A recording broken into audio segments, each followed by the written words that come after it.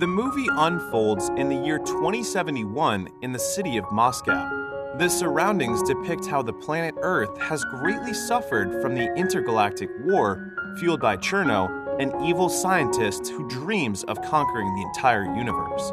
He is regarded as the most dangerous prisoner, turning his experiments as weapons that threaten lives.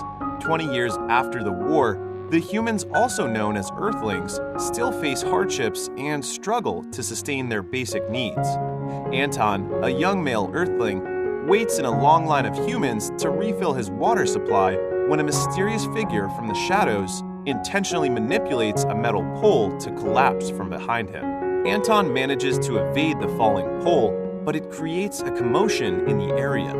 The humans in line stare at him in dismay, accusing him of being plagued by bad luck out of the annoyance at the continuous accidents involving him.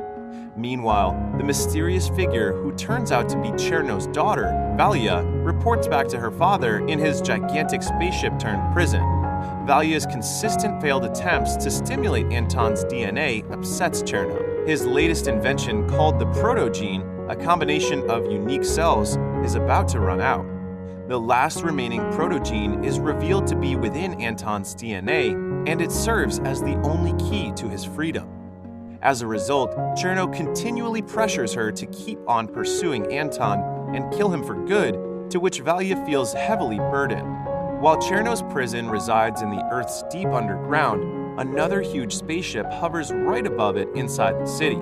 This spaceship is displayed as a dandelion-shaped stadium that caters to a high-risk flying sport known as Cosmoball. In this sport, intergalactic teams of 4 must kick the destructive ball of energy called Wave Eater 5 times to open their opposing team's goal and score a point. 3 gifted humans, Fan, Natasha, and Pelly, make up the Team Earthlings, in which they all skillfully strike their opponent's goal open amidst being outnumbered. The game is broadcasted everywhere above the skies of the Earth in big holographic scenes, serving as the humans' greatest source of entertainment. On the contrary, Anton is frustrated at the impact brought by Cosmoball to the humans. He calls them out for being too immersed in a game when there are far better things to focus on, such as getting a job and dealing with hunger. Back in the stadium, the Earthlings and their current opponent, the Cerusians, both succeed at opening their opposing goal zones. Stan, a star player of the Cerusians, strikes a goal and they take the lead against the Earthlings by 1. In fact, the Wave Eater is one of Cherno's inventions. In the midst of transporting another Wave Eater to the playing field, Cherno successfully intercepts the transfer and instead tosses the wave towards the machines. A few machines smash to bits, severely injuring the guards in the process. This urges Bello, the head of the Galactic Cosmoball League, to momentarily halt the game and inform the players about the sudden technical difficulty. The guards regain control of the Wave Eater, and the game resumes as soon as the ball reaches the playing field. Though the game ends in a draw, it is the first time in history that the Earthlings triumphantly make their way to the finals, earning a loud cheer from the human spectators in and out of the stadium. Cherno, on the other hand, shouts in anguish at the sight of his creation turning into lumps of rock. The night emerges and Anton comes home to his sick mother. He finds out that his mom has been lying about her medical supply and pretends to be fine. Anton rushes to the pharmacy, where he comes across a young woman named Anya. The two of them break into the pharmacy to steal some food and medical supplies, but the alarm immediately catches the attention of the police. 2 police officers, led by Captain Vasily, catch up to them. Anton pretends to surrender alone and distracts the officers while Anya remains hidden. He manages to create an opening by distracting them and is able to run away. Just then, Anton runs and crashes onto a rushing vehicle, causing him to shout in panic. Vasily checks the front of the truck only to find nothing else but the stolen medicine spilled all over the floor. They leave the place in confusion, while Valia, who has effectively concealed herself as the driver of the truck, grins in satisfaction. Later, it is revealed that Anya is also Valia, who has been following Anton all this time. Anton's fear has activated the protogene and his teleportation ability for the first time, as he teleports uncontrollably a few miles away from his previous location. Disguised as Anya, Valia lures Anton to her basement and captures his attention through their common interests, such as their shared dislike for Cosmoball and their desire to help their sick parents. Anton listens intently, oblivious of why Anya pulls a few strands of his hair to collect a portion of the protogene from his DNA. Anya brings the hair strands to her father. However, the protogene barely responds because of the inadequate amount. Meanwhile, Anton comes back home surprised at the sight of Bello and the Team Earthlings in their house. Bello confirms Anton's teleportation ability and expresses his interest in recruiting him as the fourth player of the Team Earthlings. Anton strongly declines, telling them that he does not like Cosmoball and that he has to take care of his sick mom. Natasha steps in and insists on finding a cure for his sick mom in exchange for his approval. She convinces both Bello and Anton, and they seal the deal with a handshake. Anton is instantly brought to the stadium ship, where he marvels at every sight. During his checkup, Bello takes a sample of Anton's genetic material in order to generate his very own Sputnik, a droid that will serve as his gear and buddy during the games. Everyone from Team Earthling owns a Sputnik that caters to their respective body composition. Anton slightly struggles in the first few minutes of training, but does not take long to control his teleportation abilities. He adjusts to the abilities quickly enough for Bello and the Team Earthlings to observe a situation that they have never encountered. Deep in thought, Bello instructs Anton to play for the first 2 games the next day and resume his training afterwards. Bello leaves with Natasha afterwards to meet with the Galactic Council and talk about a possible cure for Anton's mother. The Council displays their contempt in the thought of helping Anton and his mother's intergalactic infection, but Bello firmly insists on going by the deal. He regards Anton as the most gifted athlete after having seen his performance on the first day of training. Natasha spends time with Anton and expresses her fondness of him every chance she gets, which bewilders Anton most of the time. On another note, Valia, who has shapeshifted as her alternate identity Anya, captures Anton's attention through their shared dislike for Cosmoball and the same intention of finding a cure for her father. She takes advantage of Anton by giving him a poisonous pod that can possibly destroy the stadium ship and end Cosmoball for good. Anton's Sputnik arrives at the scene with Natasha to fetch him. Before they leave, Anya gives Anton a peck on the lips and slips the pod on his hand while Anton's Sputnik eyes Anya suspiciously. On their way back to the stadium ship, Anton grows interested in his Sputnik. Natasha tells him that Sputniks warn their owner on potential threats and may or may not activate battle mode depending on the probability of danger. Another game of Cosmoball commences the following day. The poisonous pod stays undetected even after going through inspection. The Team Earthlings link with their Sputniks to gear up for the game. Anton, who is warily holding the poisonous pod in his hand, gets it stuck beneath his glove.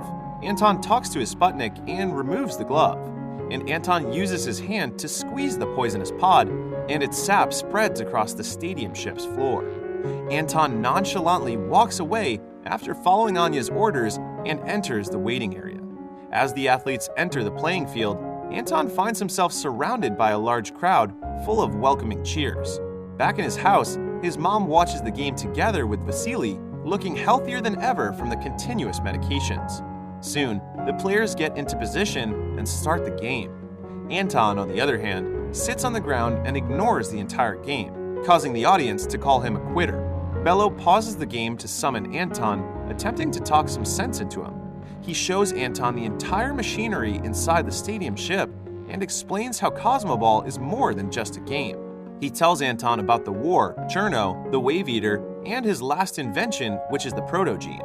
Ultimately, he says to Anton that being an athlete allows him to give his fellow Earthlings something to hope for amidst their current situation. Anton eventually realizes the repercussions of his action and runs back to retrieve the poisonous pod that he dropped, only to find that it has already seeped into a portion of the ship's stadium. He comes back to the playing field and shouts that the stadium has been infected, but to no avail as the game goes on. Bello fortunately notices him and reacts quickly by freezing the infected area. The poison continues to spread, and the stadium ship goes into emergency evacuation mode in order to protect the audience. Natasha arrives to free the remaining audience stuck inside when the Wave Eater dashes toward her direction.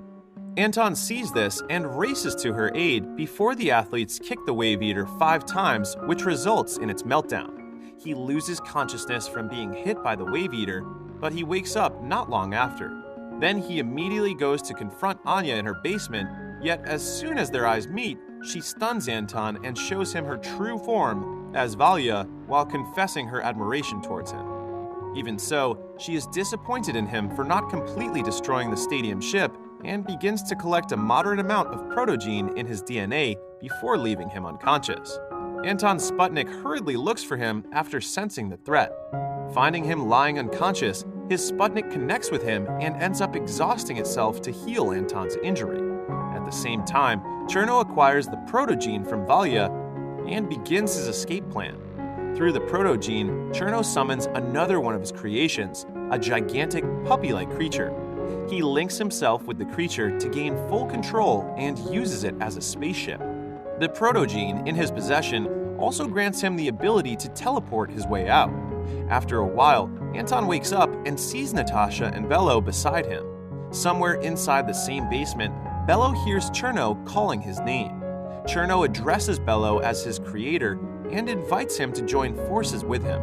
Natasha becomes confused upon hearing this. She questions him up front, but Bello shrugs her off. Along with the Cerusians and Amazonians, they all gather outside and briefly encounter Cherno as he successfully escapes and teleports out of planet Earth. Meanwhile, the athletes stay on guard throughout the city while Bello informs the Galactic Council. He also reveals the closely guarded secret about Cosmoball to everyone. They learn that Cosmoball is not a game, but a war, and that the stadium ship is built to prevent the destruction of the planet. Back in his home, Anton's mom comes to tell him that the athletes are leaving for the war against Cherno, but Anton lies down wearily and disheartened from the events around him while holding his Sputnik in his embrace. His mom turns to comfort him, saying that on planet Earth, people make mistakes all the time, but there are strong people who try to fix the mistakes they've made. Simultaneously, Bello holds another meeting with the Galactic Council about their plan of action when Natasha suddenly enters.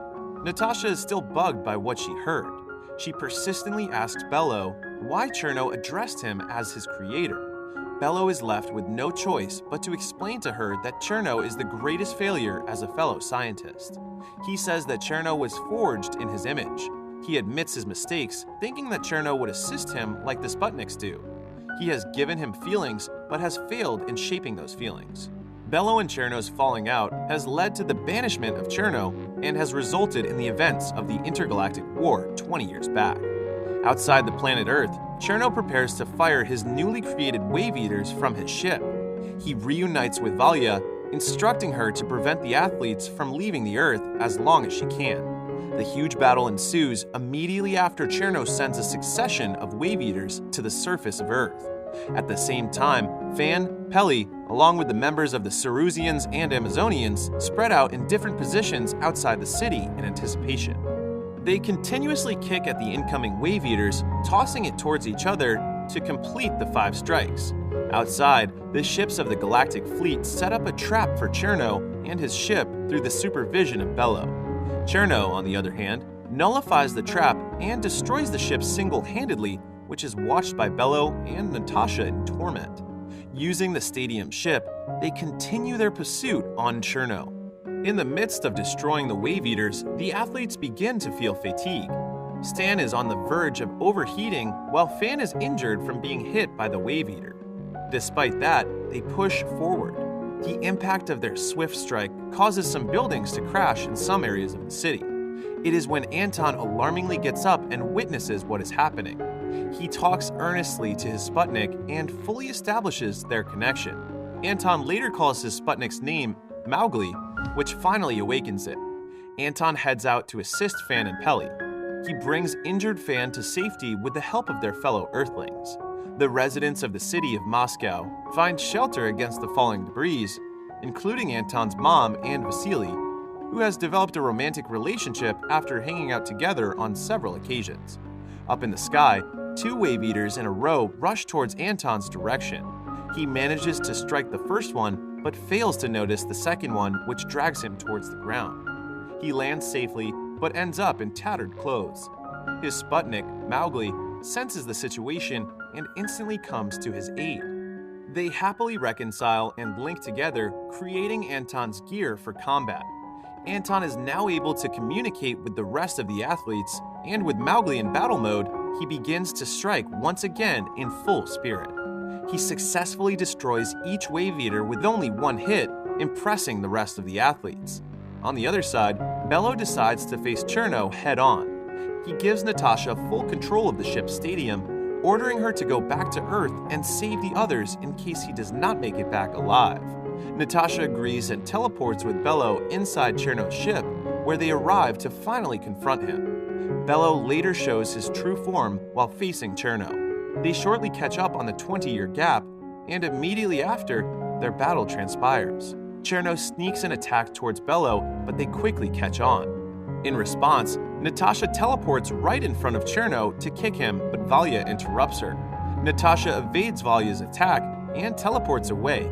However, Valya captures and stuns her instantly.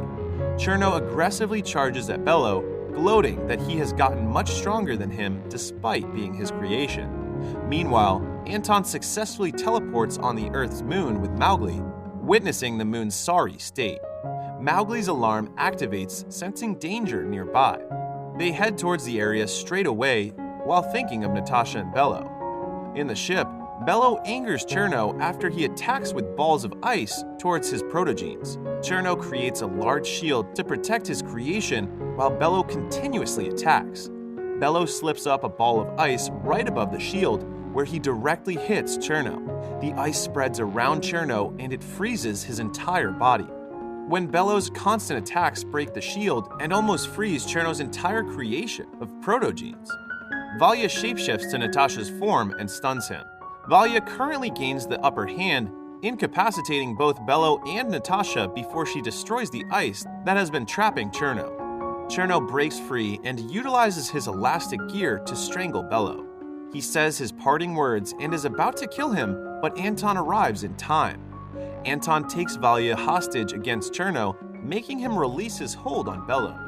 Cherno walks towards Anton's direction and challenges him as if he can never kill Valya. He mentions that Valya has never been a perfect creation and stabs her in the abdomen himself. Cherno's blade lightly touches Anton's gear, and it pushes him forcefully on the lining of the ship, where he is trapped and unable to teleport.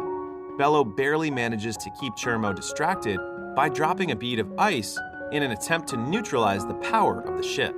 The evil Cherno proceeds to direct his makeshift spear towards Bello and kills him instantly. Anton takes the chance to connect with the ship itself through their shared cells.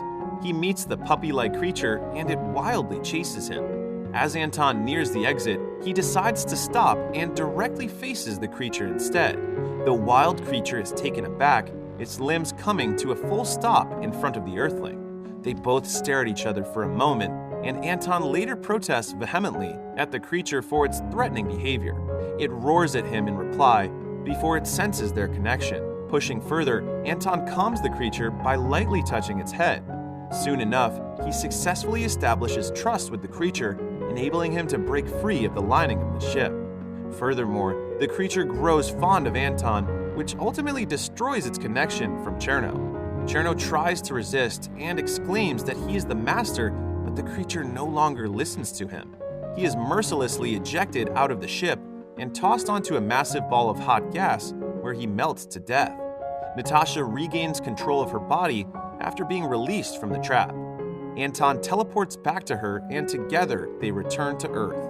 On Earth, the citizens have grown tired of hiding. They become determined to survive and gather to fight for humanity. Through Valya's lead, they go to position, ready to fight the Wave Eaters coming their way, when all suddenly stop and stay in place after Cherno's defeat. Claiming their victory, the residents of the city of Moscow cheer out loud. After some time, the city is brought to better shape under the leadership of Natasha. The energy from the remaining Wave Eaters has been harnessed to restore and improve the way of life on Earth. In her speech, she stresses that it is the time for Earthlings to live, not just survive. It is broadcasted all over the planet, with everyone honoring Bello's sacrifice. The movie concludes with the Team Earthlings reuniting after Natasha's speech, along with Anton's mom, new stepdad Vasily, Mowgli, and the creature who he now calls Kid.